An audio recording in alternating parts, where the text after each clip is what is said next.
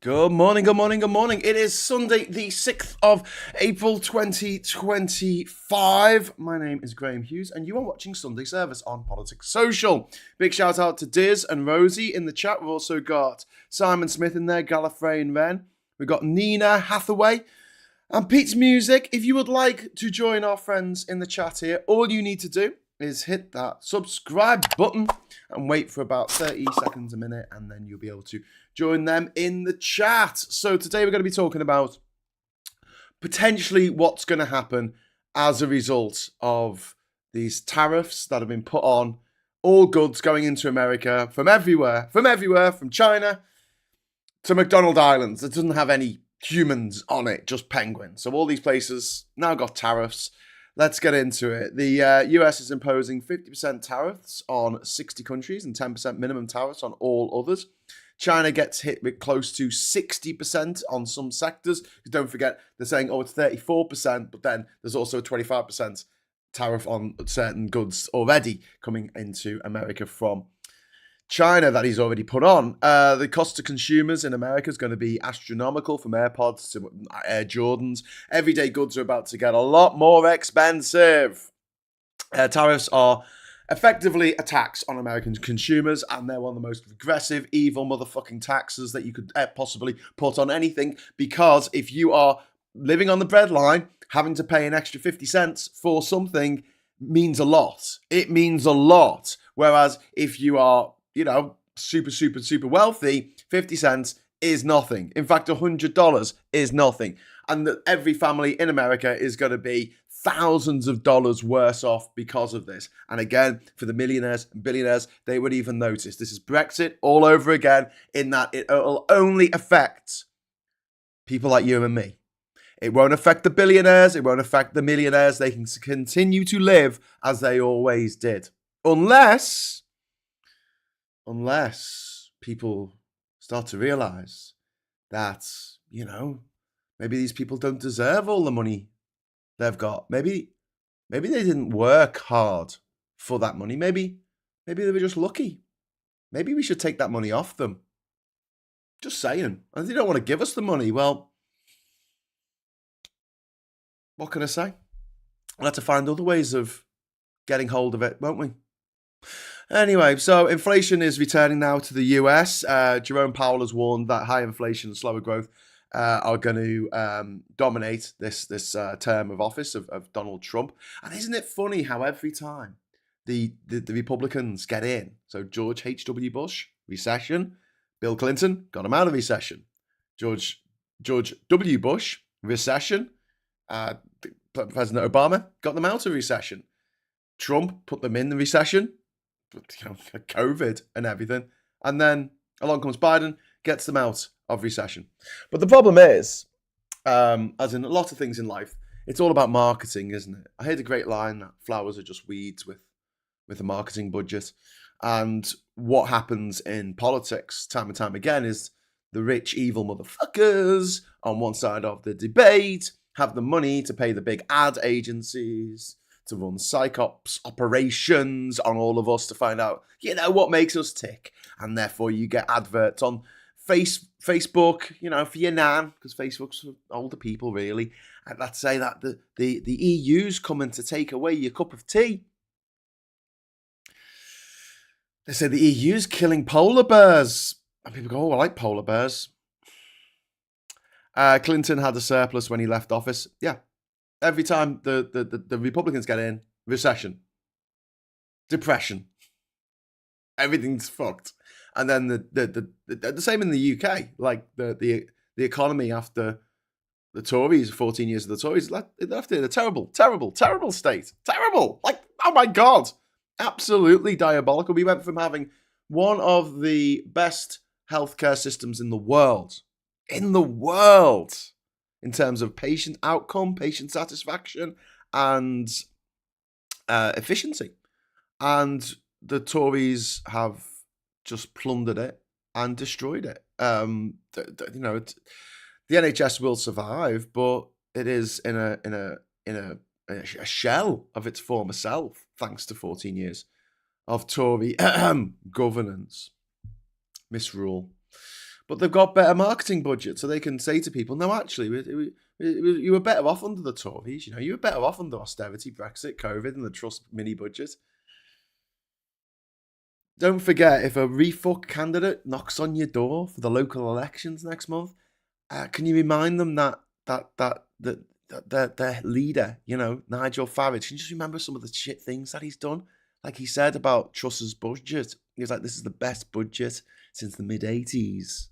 He thought that her budget was brilliant. So that's the kind of budget he wants to bring in. And Nigel Farage also wants to privatise the NHS. And also, his actions may or may not have led to the death of the pilot of the plane that he was in that crashed, and that pilot saved his life. And a few years later, that pilot, same pilot, you can look this up, he took his own life. Maybe if Nigel Farage could have used some of his millions to help, you know, the guy who was obviously going through a lot, he'll still be with us today. But Nigel Farage wants to spend his money on what Nigel Farage spends his money on, which is private jets. Do you remember when he was an MEP and he was taking, what, $2 million a year from the British taxpayer? $2 million a year on expenses for him and his fucking wife, because his wife worked for him as an MEP. $2 million, the taxpayers' money.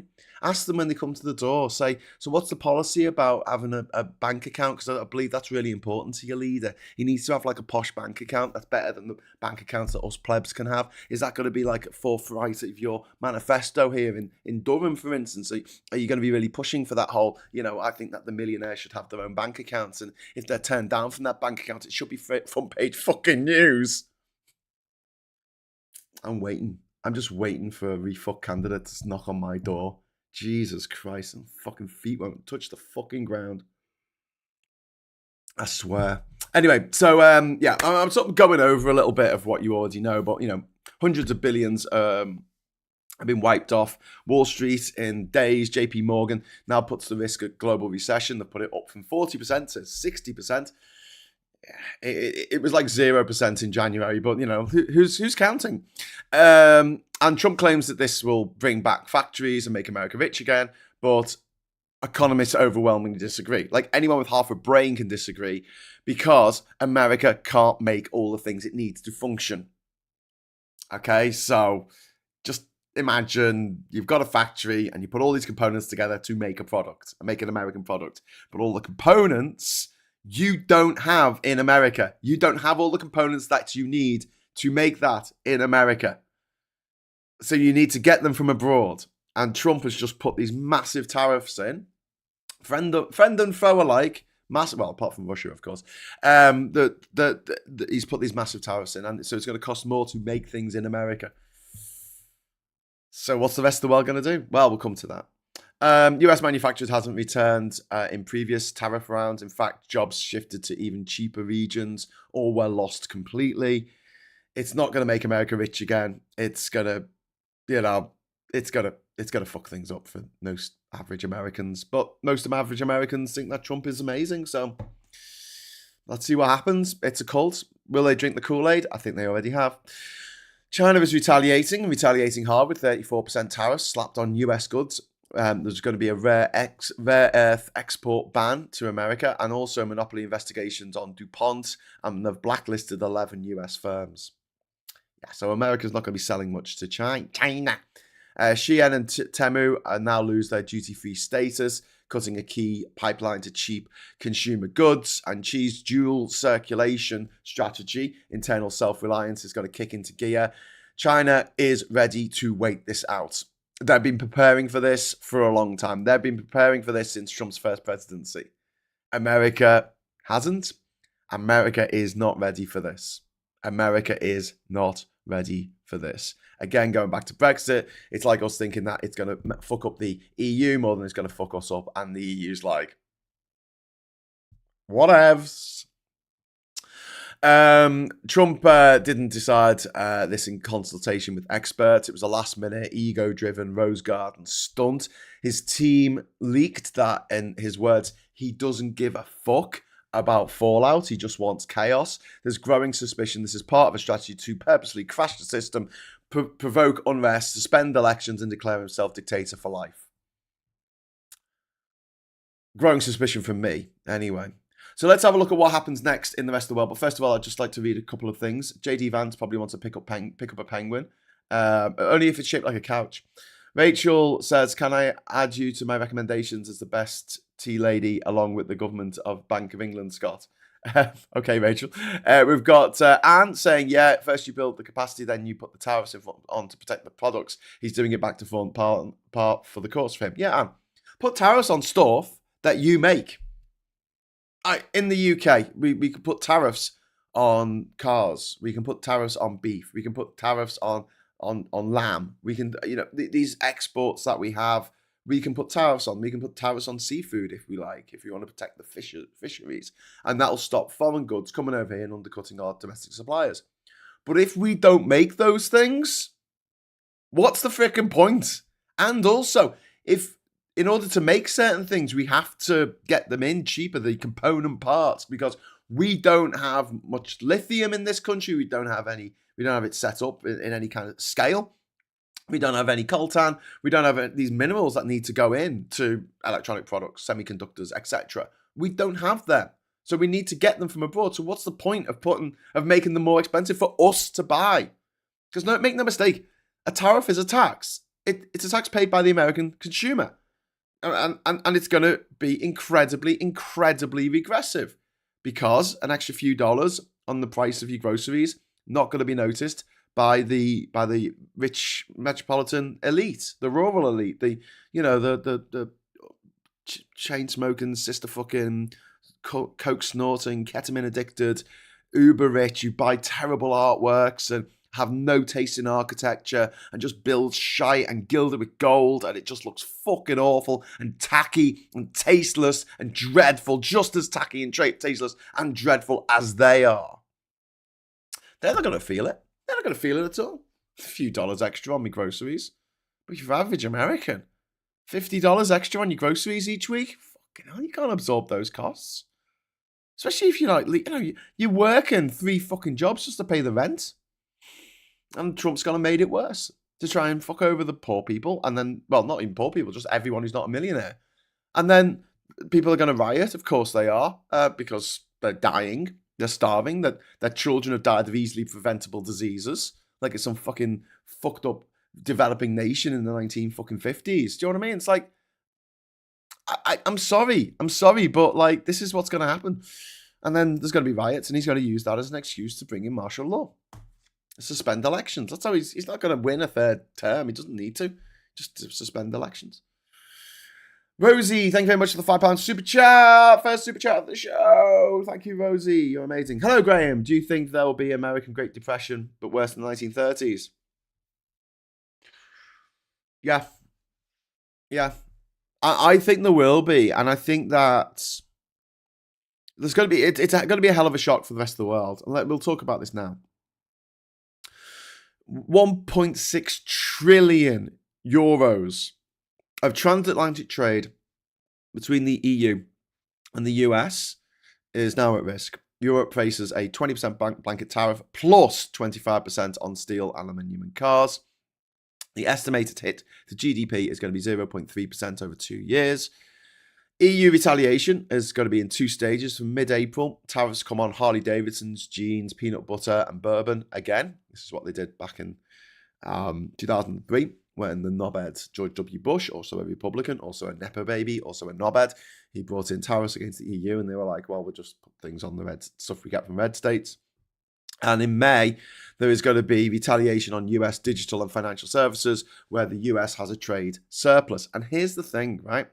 We've heard a lot about how unfair it is that America buys more goods from other countries than it sells to specific other countries in absolute terms, which makes no fucking sense when you think about the fact that, I don't know, a country like Switzerland has just nearly 9 million people, like fuck all compared with America that has over 330 million.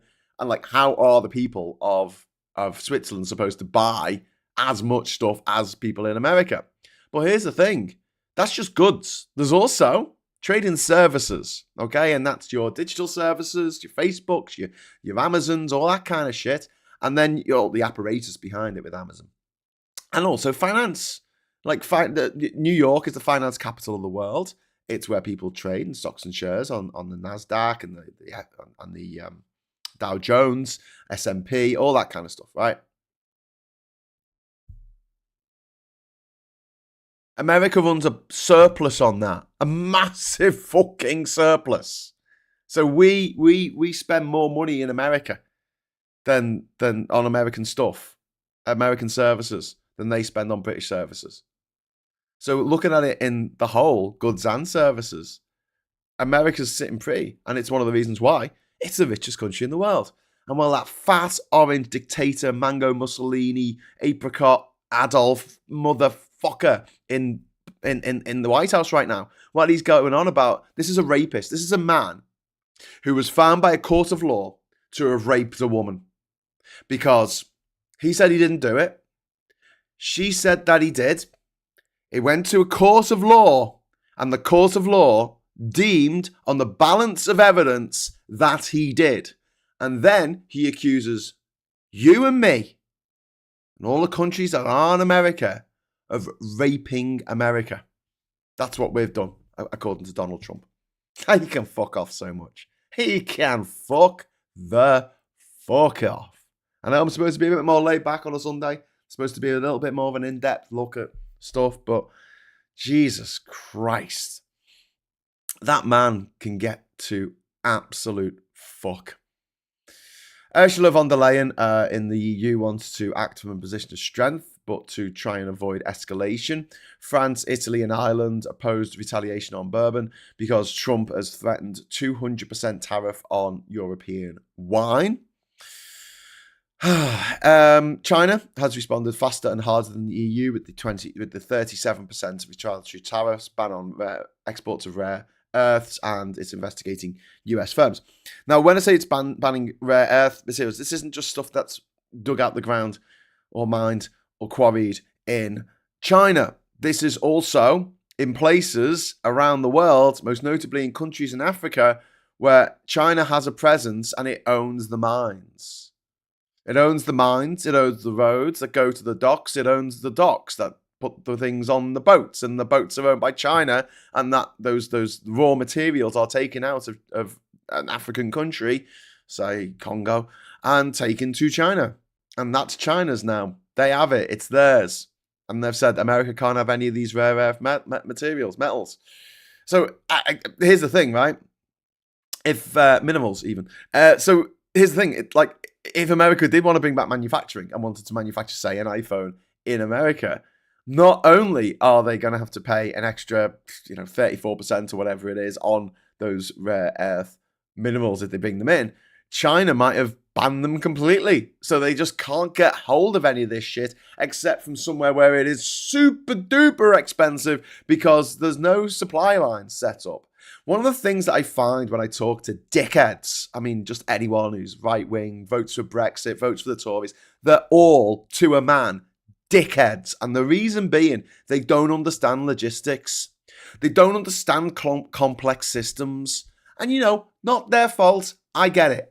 Honestly, I get it. I tell some people that, went to every country in the world without flying, and it blows their fucking minds because they're like, how did you work out how to do that? I'm like, well, it wasn't that difficult. I broke it down into constituent parts and went from one place to the next. But that's not the point. The fact that they look at that and go, it's too complex, I couldn't even consider that, speaks to a lot about some people's later political views in life. Like, I'm not saying that everyone who's everyone who votes left-wing is incredibly intelligent and a genius and get their heads around the complexities of everyday life. However, generally speaking, yes, they are more intelligent than people on the right and people who vote for Trump, people who vote for Brexit, people who vote for Nigel fuckface Farage. However, right, the people on the right, the one thing that I really think that they really struggle with more than anything else is their understanding of the luck that they have been given to be born in a country that isn't a fucking basket case, been born in a country that's rich, been born in a country where there's a rule of law, and if someone hurts you, you can take them to court, they can be put in jail, etc. Doesn't always work perfectly, but it's better than the alternative. But they don't realise that. They don't realise that our free travel around Europe was an anomaly. Like most places in the world, you can't travel freely around them. You need fucking visas. You need letters of invitation in some places. But people on the right, they don't realise that. They just think this is normal. And when the effects of what the rest of the world, the shit the rest of the world have to put up with, affects them, they're like, oh, well, this is unusual. What's going on? But also, there's the great line of when you're used to, when you're used to privilege, equality feels like oppression. I don't want other people from other countries getting the same nice things that they've got. They see the world as a zero-sum game. They're fucking dickheads, and they can't see complexity. Americans think that they can, mine all the raw materials they want in the world. No idea about geography, no idea about geology, no idea about global supply lines and how long it takes to set these fucking things up. Oh, but there's all this lithium in one of these other countries that we could go to and get it. Yeah, but are the supply chains set up? Are there trucks that you can put the stuff in? Are the things there to grind it up and put it on the truck? Is there a road going from the mine to the port? Is that set up? Are the cranes at the port? Can the ships come alongside? These things take years to set up. These supply lines take years to set up. And China's been quietly working away at all this stuff for 25 years now. Since they joined the WTO in 2001, they've been on it. They've been absolutely on it. And Trump is wrong on every level. The reason why US manufacturing jobs have decreased is not because of global competition. They have decreased because they can't keep up with the competition. And if you are going to have free market, free trade, it's fine. You can make other stuff. It's just that stuff that you used to make, you can't make that anymore because you can't make it cheap enough. Like, that's just the way it is. But you know what? If there is a particular sector that you want to protect, fine. Put tariffs on that particular commodity. Cars, right? Put a 2.5% tariff on cars. They already had this, right? Coming into the US. But by the most favoured nation agreement of the WTO, if you give 2.5% to China on their cars being sold into the US, you have to give that same rate to every other country that you do not have a free trade agreement with. It's as simple as that. I mean, it's a pretty straightforward rule, but it's on a commodity, not on a country. Because trying to put tariffs on different countries is an absolute nonsense, especially when you're a country that doesn't have all the things that you need to build all the things that you want. Like, America is completely reliant on oil from Canada, potash from Canada. It's reliant on rare earth materials from Africa. These things don't appear in America, or if they do, they're the wrong type in the American infrastructure. The logistics are not set up to cope with it. But he doesn't get it. He doesn't get it, and his fucking dickheads who follow him everywhere, lapping up his every word. Oh, yeah, Donnie, that makes sense. Yeah, there's nothing down for them. I'll be talking that in a moment. Know thyself, says number 3. So important, yet often ignored. Yeah. Greatest 2 words. They were written above the cave and the of the Oracle of Delphi in ancient Greece. That was written above the cave. Before you went in to consult the Oracle, you had to look at that sign and it said, know thyself. It's one of the best mottos ever, along with in verba nullius. In verba nullius, I think it's nullius. My Latin's a bit rusty, which means take nobody's word for it, which is the motto of the Royal Society. On nobody's word. Isn't that a great fucking motto for a scientific community? I think that should be the fucking motto of the internet. Don't take anyone's word for it. Test it. Do scientific experiments yourself. And until you've done those scientific experiments, shut the fuck up.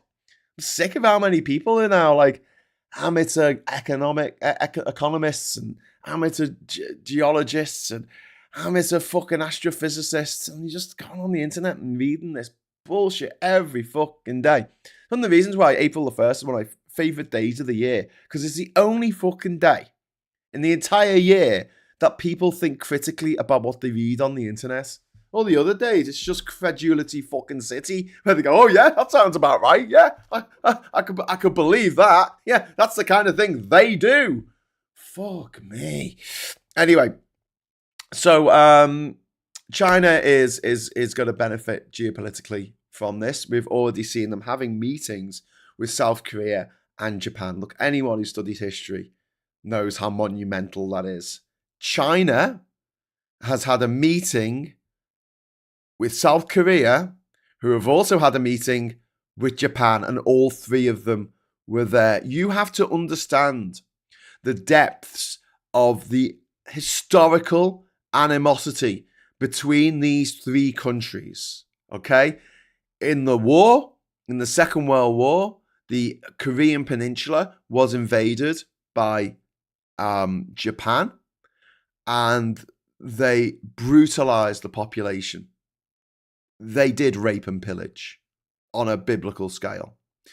The Japanese also invaded invaded China, which led to what they call the rape of Nanking.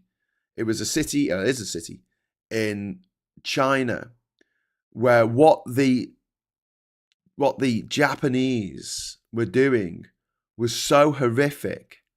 The Nazi who was sent from Nazi Germany to be there overseeing stuff said, "Oh, this is a bit much." When the Nazis say this is a bit much, you can imagine how horrific it was. And then South Korea, obviously, had the Korean War. North Korea was supported by China against the South Koreans. They haven't forgotten that. So South Korea has problems with the Chinese. They have problems with the Japanese. Historic, really deep-rooted hatred of each other. And obviously relations have thawed in recent years. But to see three of them together, linking arms, linking hands like this on the world stage, fucking hell. That is seismic. That is absolutely seismic, because all three of them have put the historical differences aside for the betterment of all of their peoples, and in the face of these US tariffs, and in the face of Donald Trump and his fucking lunacy. I'm sorry I'm swearing so much, but China is prepared for this. Beijing has prepared for this. Vietnam, Thailand, and Cambodia have been hit by 49% tariffs. And they're double fucked. And they're double fucked for a reason. Like, one of the things that Trump did in his first term is he brought in these tariffs against China. So what Chinese businesses did was they set up factories in Vietnam, in Thailand, in Cambodia, right? So when their goods, when their t-shirts or merchandise, or whatever, plastic toys were exported to the US, they didn't have to pay those tariffs because they weren't coming from China. It was only the ones coming from China, right? So the problem here is that those manufacturing centers, not only are they going to be hit by the same tariff as China, in some cases a higher tariff than China, those manufacturing centers, what's the point of them being in Vietnam anymore? Yeah? What's the point of them being in Cambodia or Thailand? What's the point? It will cost you more as a Chinese firm, it will cost you more to make those t-shirts in Vietnam than it will to make those t-shirts in China. So all those mothballed factories that were producing stuff in China are now getting back online, and they're bringing manufacturing back to China because it doesn't matter. It doesn't make any difference now. And so the people of Vietnam, the people of Cambodia, and the people of Thailand, some of the most beautiful, caring, lovely people you will ever meet in your life, they're all getting fucked by this. Southeast Asia is obviously going to have to pivot. And so what I can see happening is those factories that the Chinese pull out, those factories will still be there. They will sell them for pennies on the dollar, probably, to a local owner, Vietnamese owner in Vietnam. And then they will start trading from those factories themselves, independent of China, but they'll also be able to trade with China as well. So yes, things are going to take a rather sharp turn for the worst. However, in the long run, cutting America out the equation could help these countries in the future, but it's going to take a long time. Indonesia has warned that tariffs are going to harm economic stability and also youth employment. It's a huge thing. There's going to be massive layoffs around the world as a result of Trump's tariffs. There's going to be people who feel like they've got nothing left to live for. They're going to lose all their money. They're going to lose their homes. They might lose their spouse. They might lose their access to the kids. Like, everything can be a domino effect from this. The amount of cruelty, the amount of fucking sadism coming from these motherfucking Trump voters it's off the charts. It is absolutely off the charts. How fucking dare they? How dare they? And then you've got these little mealy-mouthed motherfuckers like Joe fucking Cannibal Ed Rogan going, oh, I didn't expect them to go around, abducting people off the streets. Did you not, Joe? You thick cunt. Oh, sorry, country bunkin. You thick country bunkin. Sorry, I stumbled over the first syllable of saying country bunkin there. Did you not think about that? Did you not think that when Trump said he was going to do exactly that, did you not think he would? Did you think he was lying? Did you? Did you think he was joking? Little joke. Ben Shapiro sitting there going, nah, nah, nah, nah, nah, nah. And it's like, oh, what do you want today, Ben? I took all these tariffs on and now my shirts are worth fuck all. Nah, nah, nah. Yes, Ben. I hope you go fucking bankrupt. I hope all bad things happen to you. I hope everyone leaves you. I hope you're on your own somewhere. And I hope you get a fucking disease. And you know what? You can't afford the medicine for the fucking disease because you're fucking bankrupted by your man Trump. It's all you fucking deserve. Hope you fucking die scratching, fucking itching like a motherfucker. Hope all your hair falls out. Fucking hate that man. Anyway, not supposed to wish those kind of things on people, but, desperate times calls for desperate measures. India. So tariffs have hit competitors harder than India. So Bangladesh, Vietnam, and Pakistan have been hit harder, which offers them a short-term opportunity in textiles to get textiles over to America slightly cheaper than their neighbours. It may also benefit from a bilateral deal with the US, which is currently under discussion. But the big one for them isn't textiles, it's pharmaceuticals.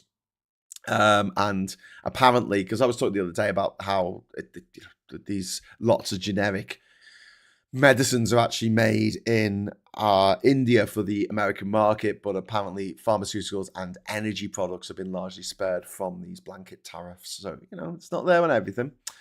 In Africa, Lesotho famously faces a 50% tariff, worst in the world. Madagascar, it's a 47% tariff, and Kenya's garment sector is under threat. The AGOA, which is duty-free access to the US from Africa, is now effectively defunct. And there's an increased risk of poverty, job losses, and the strongest shift towards China-led trade frameworks. The justice, like AFCFTA, rolls off the tongue. In the Middle East, Iraq will mostly be unaffected because most of their exports are oil, which is exempt. So Saudi isn't going to be really hit by this. Qatar and their natural gas isn't going to be hit by this because it's exempt. But oil prices have fallen. And you think, oh, oil prices have fallen. That's cool. Yeah, oil prices have gone down. So it costs less to fill my fuel car with the fuel that I need to put in the fuel car. Yeah, thing is with that is that when prices go down, and they did this at the beginning of COVID as well, it's because they think that there's going to be a recession. Because they're like, well, there's a recession, less people driving to work, less things being made, less mechanical things going on, less products being shipped around the world, less need for oil. So they're going to sell less oil, so the price goes down. Supply and demand. And then what happens next in the UK? So Britain wasn't mentioned in the initial tariff schedule, but as a non-EU country, it falls under the 10% blanket tariff, which is fundamentally unfair for many reasons. One of which is that our trade balance with America is about fucking even. Like, there's no reason for them to put tariffs on us whatsoever. US exports 180 billion worth of goods to the US annually. That's 15% of our total exports. But apparently Rolls-Royce and I think Jaguar as well have paused shipments over to America. Sectors who are likely to be hit the hardest are going to be aerospace, pharmaceuticals, SmithKline Wellcome and AstraZeneca. Spirits, the Scotch whiskey industry is going to really, really feel the effects of this. 20% of our entire food and drink export industry, 20% of that by not by volume but by value is Scotch whiskey, and machinery as well, and lots of machinery made in the UK that goes over to the US. Keir Starmer has suggested today in an article in the Telegraph that state intervention might be needed to protect vulnerable UK industries. Sorry, just give me a sec. I'm gonna have a drink. Now's not the time for hiccups, ladies and gentlemen. UK businesses are urging for emergency relief, especially for manufacturing and agriculture, and there's a risk of recession pressure compounding post-Brexit economic fragility. I mean, we're already in a vulnerable situation, and this has just made it worse. However, Starmer talking today in the Telegraph about this idea of state intervention is revolutionary. Like, you got to understand that for my entire lifetime, there's been this move away from state intervention. So we had all of the privatization of everything in the 1980s and 90s, including natural monopolies like fucking energy and the water and the phone lines and the trains. So things where it's like, oh, there's not going to be 7 different train lines going down to London. There's going to be one. Oh, we'll have different train companies on one line. Oh, great. So what if one company, their train breaks down and then all the other companies get stuck behind it? Or will they give compensations? Like, oh my God. So frustrating what we've done. Like, but this might be a way back to nationalisation. Is British Steel going to get renationalised in the next week? I honestly, we need steel. It's a matter of national security that we need steel. We need to be able to make steel in this country.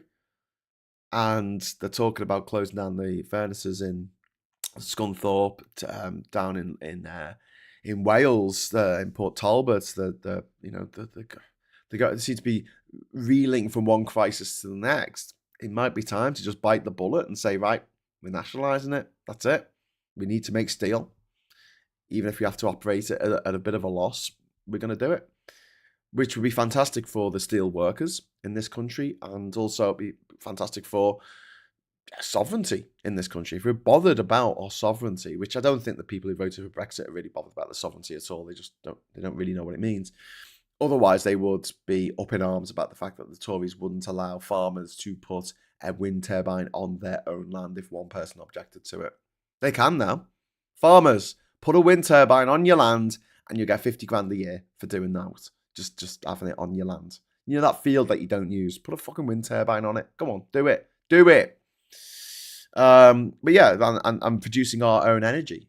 We can do it. We can absolutely do it. And the only stumbling block with going entirely wind-powered and solar and just with a little bit of nuclear backup, the only stumbling block on that was storage, was the fact that, yeah, sometimes it's in the winter, it's dark, you're not getting any solar power, and then everyone puts their kettle on at the same time when they're watching Coronation Street or whatever it is, and there's a big load taken on the grid, and it can't cope because there's not enough power going into the grid. However, there's 2 things now. First of all, we have conductors going across. We have cables going across the mainland Europe to help stabilize our electricity grid. But also, as more and more people get electric cars, and this was pointed out by the owner of Octopus, so when he was on, I think he was on Question Time, and he mentioned it, and I thought, oh yes, actually we can do that. We have, 50 million cars on the road in this country? It's like an obscene number of cars on the road. And the vast majority of them are internal combustion engines. But as we move more and more towards electric vehicles, which is like infinitely better, oh my God, like I don't know anyone who's had an EV who's like, I don't want this anymore. And I'm sure there's anecdotes and I'm sure there's friends of friends stories, but everybody I know who has got an EV has gone, I'm never going back. I'm never going back to the filthy, fucked up, complex, insanely expensive petrol cars. I'm going to stick with this because it cost me £3 to charge it up outside my house.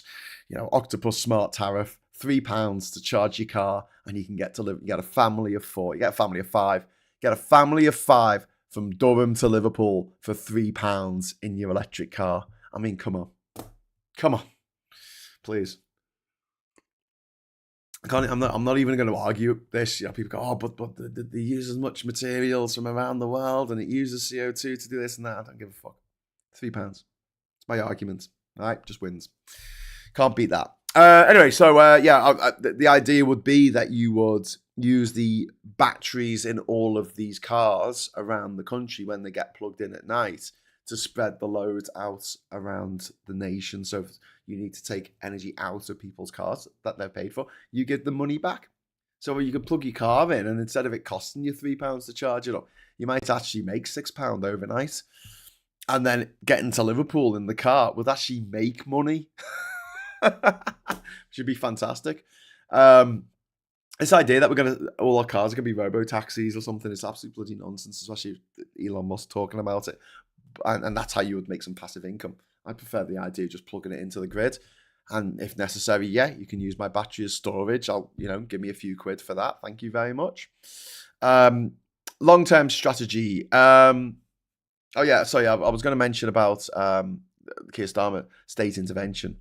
State intervention to me sounds like nationalisation. Let me know in the chat if you agree. Public charges, says Dave W. Yes, I mean we need that. We need that. EVs are cheap. No, EVs aren't cheap because they get fuck all in the way of subsidies. Don't forget, manufacturers of internal combustion engine cars have had massive subsidies for years off governments around the world. They've also, the oil companies, the richest and most polluting and most evil companies in the world, arguably along with the arms companies and the tobacco barons, they get massive state subsidies. They get massive state subsidies in all places where oil is drilled out the ground to set up their oil extraction things. We pay for it. We pay these oil companies with our tax money. It's fucking ridiculous. We've got no money for disabled people, but we've got money to give to international conglomerates, these corporations that make billions of profit every year. Why are we giving them extra money? They don't need it. People go, people claim benefits and they don't need it. I'm like, yeah, what, like Elon Musk?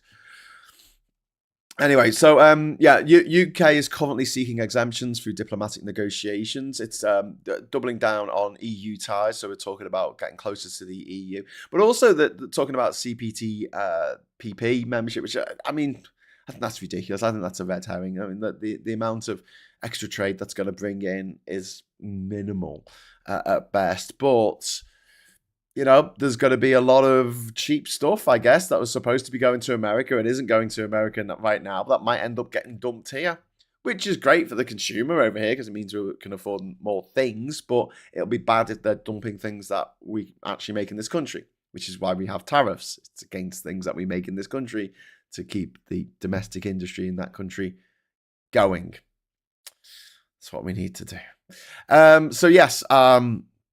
Global GDP loss estimates range from 1% to 3%. Jesus, over the next 2 years. That is insane. That's a global recession we're looking at. IMF says even a 1% fall in China's growth drags the rest of the world by 0.3%.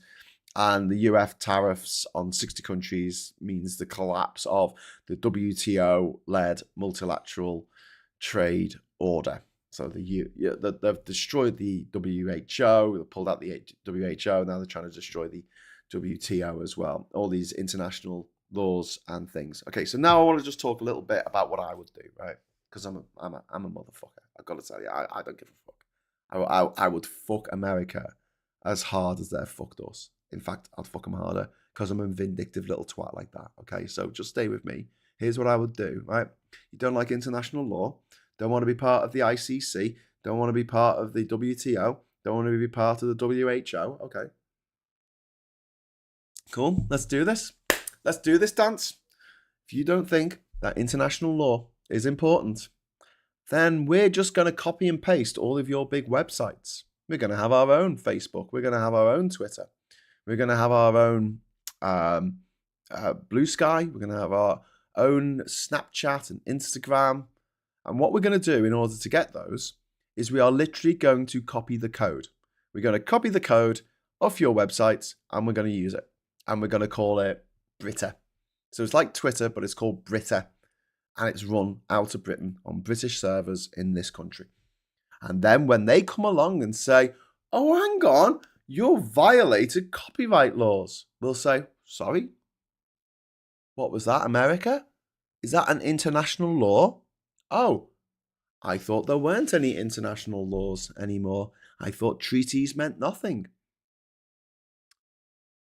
Mickey Mouse, Bugs Bunny, Daffy Duck, Iron Man, Superman, Spider-Man. Let's make those movies ourselves. Fuck them. And when they come knocking on our door saying, we're going to take you to court for copyright infringement, we can laugh in their stupid, orange, Yankee faces. Sorry, America. I think you'll find that that's part of the international order. You're talking about international law here. And according to you guys, that doesn't exist. Who's going to stop us? Who's going to stop us? We don't rob anything from the EU. We don't rob anything from Japan or China or anyone else. But we plunder the US for all the intellectual property it's got. We have a new TV channel called NetBrits. And we just literally copy and download all of the content on Netflix. And we make it available for British consumers for £10 a month. You can get onto NetBrits. I don't know if that works. And you can watch all those movies. And you can watch all those American TV shows. We won't take Squid Game.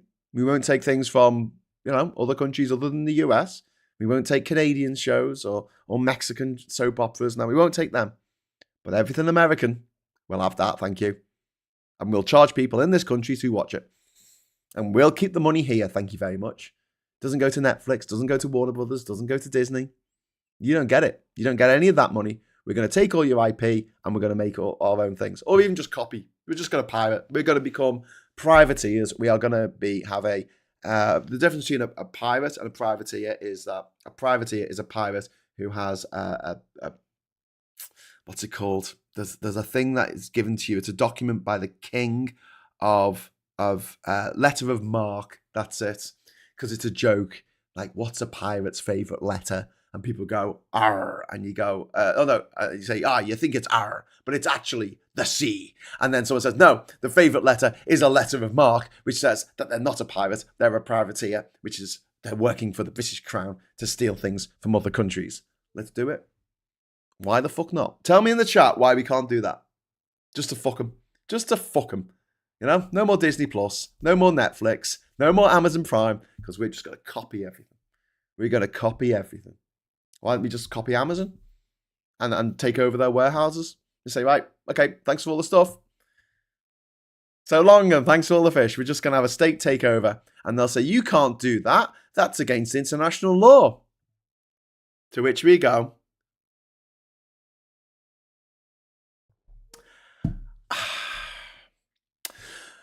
so the real figure is 60%, approximately. That's have parking to charge their cars. So that means 40% are now screwed with EV. No, Joanna, it doesn't, because everywhere's got somewhere that they put their car at night. So if we have, say, I live on a terrace street here. So outside your house, you can run a cable from your house to your car, no problem, across the pavement, so long as there's a little gully, there's a little trench for the cable to go in so people don't trip over it. And that's something that could be set up. It's an infrastructure thing. If you live in an apartment or something, you park your car, you park it in a car park. All those car parks can have hookups. There's no reason why we can't do it. Obviously, it's going to mean a lot more infrastructure in terms of electricity, but it's not like building thousands of petrol stations. Do you know what I mean? We've already got a grid. We need to bolster it. We need to upgrade it. We need to make the cables bigger and be able to move more electricity around. But at the same time, like, every house has electricity. Every house in the country has enough electricity coming into it to be able to charge an electric car. Every single one, because every house has got electricity. It's just standard with houses these days, I believe. But this idea that people are going to be disenfranchised because they're not going to be able to charge their cars outside their house, of course they can. All it takes is someone to come along with an angle grinder and cut a line cut a trench in the pavement, and there you go.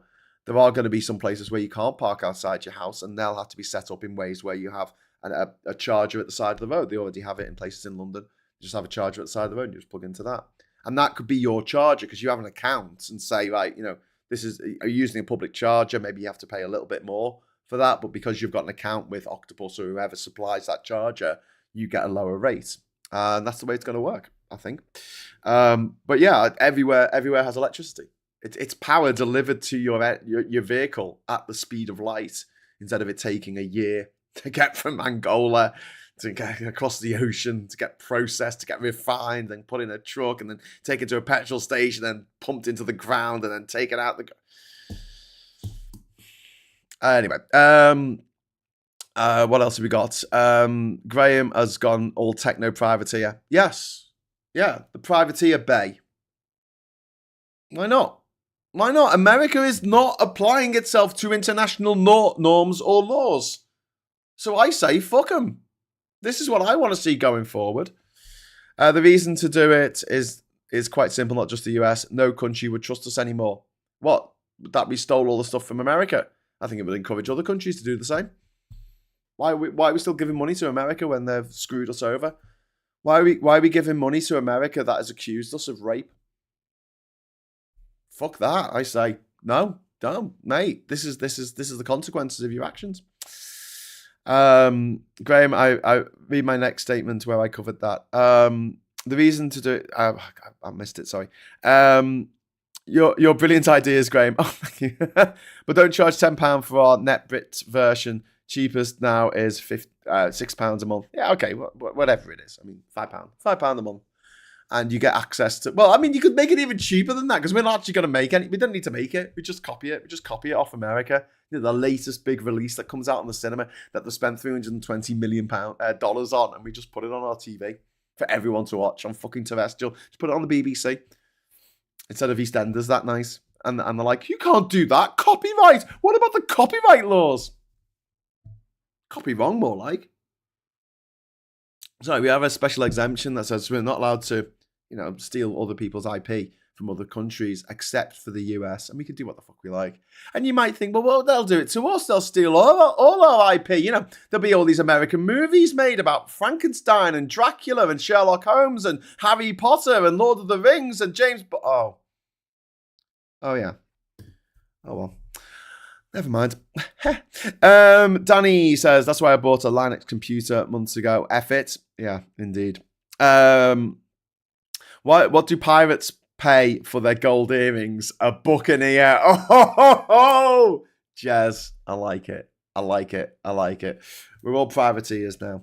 So let's just talk before I go quickly about what's going to happen next in the UK. So what I hope to do, and I know I'm being a bit facetious about the whole copyright thing. I don't think that's going to happen. But this is what I would do. It's just what I would do. Thank God I'm not in charge. Some of you might be thinking.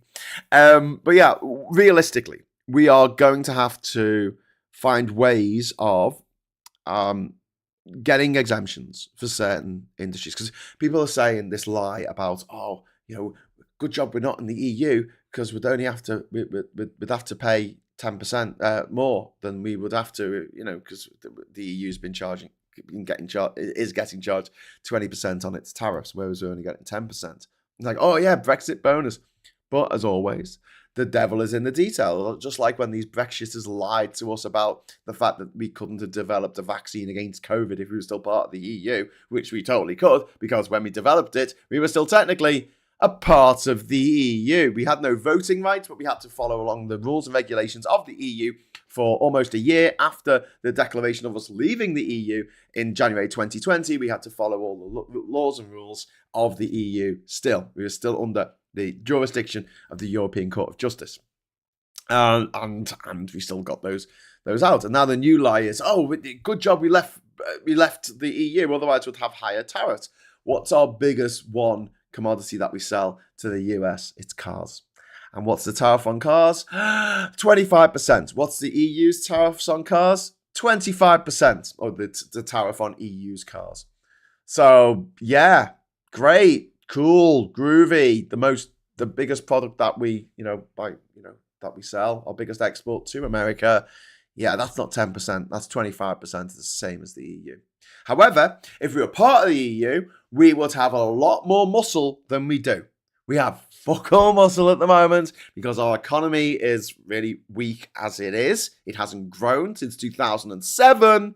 18 years, no substantial economic growth. Thanks, Tories. Thanks, Brexit. Thanks, racists. You know what? Every time we have an opportunity to make things better for everyone, It gets kicked to the curb by bigots because they don't want to give equality to minorities. And they would rather eat grass. They would rather live in shit. They would rather freeze to death in an abandoned nursing home than let other people have the same opportunities that they enjoyed. That is the darkness in the heart of humanity right now. And every time things could have got better for everyone, the people who are not necessarily at the top, but the people whose lives could have been improved immeasurably, said, I don't want my life improved if it means that black people also have their lives improved, or people from Pakistan, or people who are gay, or people who are trans, or women, or people who went to state school. Thanks for that, humans, you fucking idiots. Anyway, but yeah, so we're not in the position that we could have been if we were in the EU. We would have a lot more muscle over America. If we were still part of the EU, we don't. So actually, it's not a Brexit benefit at all. It's the diametric opposite of a Brexit benefit. So what we're going to have to do is we're going to have to negotiate painstakingly when we should be doing, we've got better things to be getting on with, but our government is going to have to waste its time negotiating on sector by sector, trying to bring these tariffs down to what we're bringing into America. In the meantime, we're seeing, again, disruption to supply chains, disruption to logistics. The right wing don't give a fuck about this. They never did. That was one of the big things with Brexit. They didn't understand things like geographical, economic geography, essentially. Our biggest market is right on our doorstep. We do more trade with them because they're on our doorstep. All the Brexiteers are like, no, it's fine. We will trade with Tuvalu on the other side of the planet. And you're like, there's literally only 7,000 people live there. Yes, but I mean, imagine the trade we could have. Or they'll do that lie where they go, oh, it's growing. Someone was going on about Bhutan. Bhutan, it's growing like 11%. Wow, look at the GDP growth of Bhutan. And I'm like, yep, really impressive, but quite a low start. And don't get me wrong, Bhutan is a beautiful country where they have an index of happiness, and everyone should look up to Bhutan as, an idea for how we should possibly run our own countries. It's kind of like an absolute monarchy, so maybe not that going that far. But yes, its economy was growing a lot faster. And in a lot of developing nations, their economies are growing faster than ours. Well, yeah, of course they are, because they're starting from a low base. What do you want me to say? Like, in absolute terms, our economy is growing a lot faster. But in percentage terms, theirs are, because it's a percentage.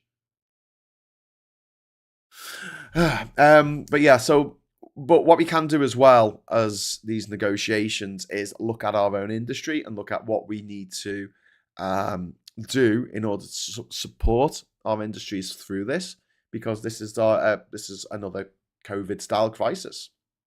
We're going to have state intervention to help. And whereas the WTO and the EU says, we're not big on state intervention because it gives certain places an unfair advantage. Well, like I said with the piracy thing, fuck it. Needs must. Needs must, my friends. Needs must. But I also see an opportunity here for us to move closer to Europe, have more negotiations with our partners in Europe, not just in Europe, but in Canada, Mexico, South America, Central America, all over Asia, in the Middle East, Africa. Okay, let's renegotiate. Let's renegotiate how we do things. And in a way, I'm kind of glad that in the future, we might not be so reliant on Americans. I'm sick of them making our TV shows for us. I'm sick of them making all of our films for us. If it's our IP, I know that's a bit daft, isn't it? RIP, like on a grave. If it's our intellectual property, and I say ours as in it was an intellectual property that came from the UK, and the Americans make all the money out of that intellectual property, it grinds my gears. They've got their own superheroes and shit. They could do their own thing. Why do they have to keep plundering the ideas that came from this island? So that's it. No more Shakespeare adaptations. No more Dracula films or Frankenstein films or bloody Sherlock Holmes, or the Iron Giant, or the Time Machine, War of the Worlds, all that shit, right? Just no, that's ours, mate. Invisible Man, we'll have that. That's for us. You can do your own thing. Tell us about how superheroes are going to save the world every day. It's rich, decadent, and wonderful. What are you talking about? Bhutan. Happiness index invented by Bhutan, but are not close to be the top themselves. Scandinavian countries are at the top every year. I don't know if it was invented by Bhutan, but they take it very seriously. They take their state, the people's happiness in the country very seriously. They actually seem to give a shit about it. But you're right. Top happiness countries every year. It's Sweden, it's Denmark, it's Norway, it's Finland every fucking year. Countries where, they are very, very dark winters. That's so far north.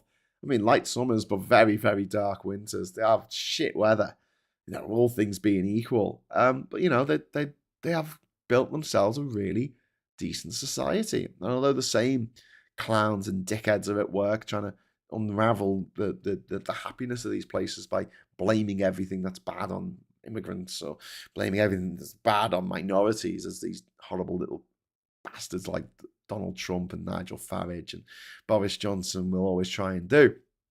Nowhere's immune from that.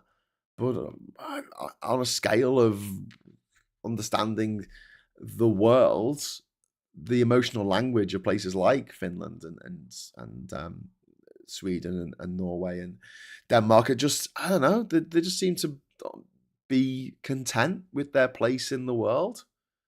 And I think that's a contentment that British people don't understand, because you've got an entire generation in the UK who are absolutely indoctrinated to believe that Britain was great once when it had an empire, and it's not great anymore. And it's because we don't have an empire and we let loads of people from other countries come and live here. And if a country's not content with itself, going back, know thyself. Thanks, Richard.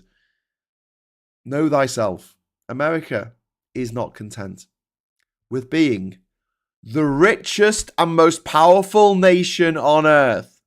It is not content. It feels like it is the victim. Elon Musk crying on some fucking podcast, crying on Fox News because his shares are going through the floor because nobody likes him.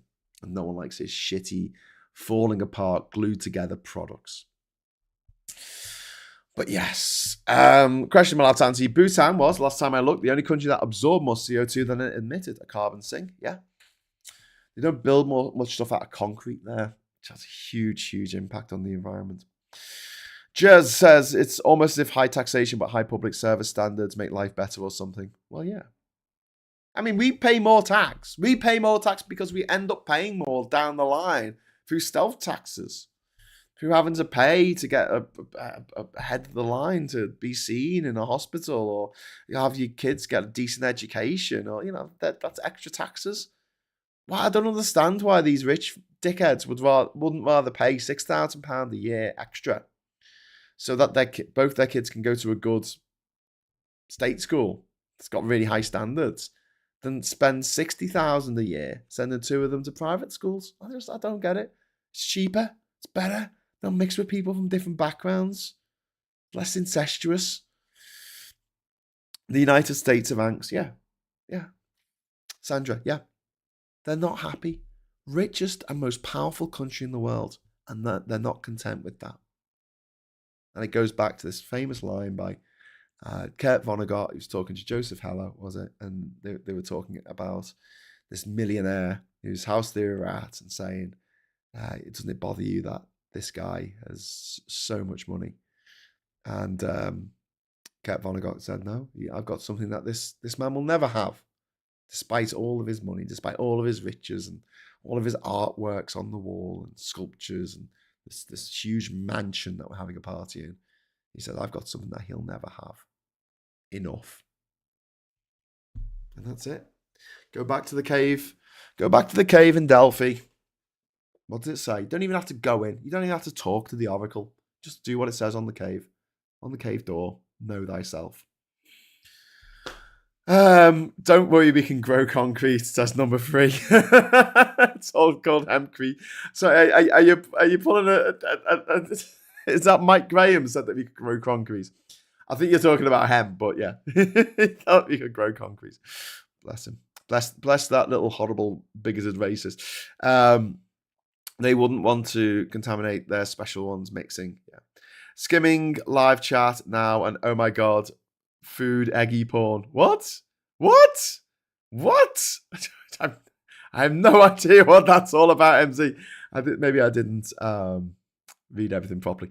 Mosaic Owl says, attack stroke blame vulnerable communities is literally part of the authoritarian playbook. Yeah, it absolutely is. You're not wrong. Okay, so that's it for this morning. I'm going to head off because it is now this afternoon. Thanks very much for joining us on this later edition of Sunday service. I'm sorry about that. We had a few technical problems this morning. Means we couldn't go live at 9, but you know, it meant we could go live after the old Sunday roast, which I hope you enjoyed if you watched it. I'll be back maybe this evening, but more probably, because I've got loads of work to do, more probably tomorrow morning at 9 o'clock with Morning Brew. If you'd like to join us for that, you are so welcome. I just want to say a big thank you for watching. Big thank you for everyone who opined to the chat. It's really good of you. And also thanks to everyone who dropped a super chat. It's really kind of you. One thing I will just ask before you go, if you could give us a like. I can't even give myself a like here because I haven't got like as an option on the screen. Hang on, everyone. There we go. That's better. Right. Let me adjust me wellies. Hey, okay. Give us a like. You should like the fact that I just had to get the little like animation and bring it over here. Copy and paste. Control C, Control V, never lets you down. But yeah, so give us a like on the way out. It does make a difference. And if you are so minded to join the channel, you'll see that some of the people in the chat here have a rose after the name. Rosie has a rose, for instance, very fitting. And Sarah Davis, One Angry Pagan, has a rose, and Anne Phillips. If you'd like a rose as well, all you need to do is join the channel if you can. I know some people can't, but if you join the channel, it's only a couple of quid a month, and it keeps us going, and it means that we've got like a little pot each month that we know is definitely going to come and is not so reliable on the vagaries of the internet algorithm. So thank you very much for joining me. I'll see you hopefully later, but probably more often, probably more likely tomorrow. And until then, I'll say thanks so much for watching. Hello, good evening, welcome, and